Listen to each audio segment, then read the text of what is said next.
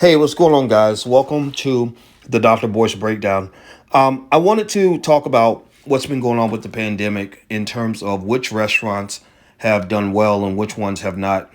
One of the things I noticed in my own community was that when the pandemic began, there were a lot of local restaurants that were shut down, a lot of local mom and pop shops that we could not go to.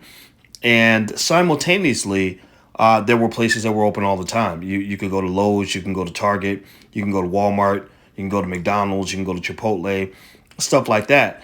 And eventually, I realized once I looked at the numbers that a lot of these companies weren't just surviving during the pandemic; they were actually thriving during the pandemic.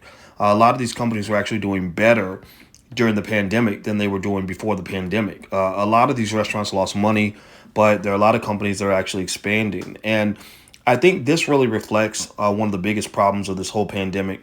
It really was the rich getting over on the poor. It created a broader wealth gap between the haves and the have-nots, between whites and blacks, between big companies and small companies. And it never made a lick of sense to me that you had governors and politicians that were okay with shutting down mom and pop businesses, shutting down entire communities, shutting down the entire downtown, but were allowing multinational corporations to operate as if nothing was wrong.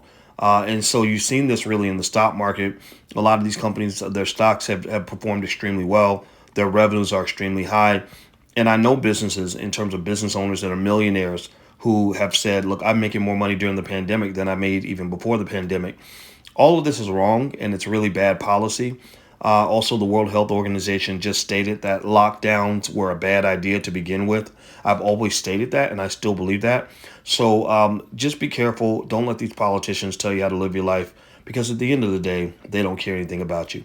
Well, I'm Dr. Boyce Watkins. Make sure you subscribe. I'll see you soon. Please have a great day, and God bless you. Bye-bye.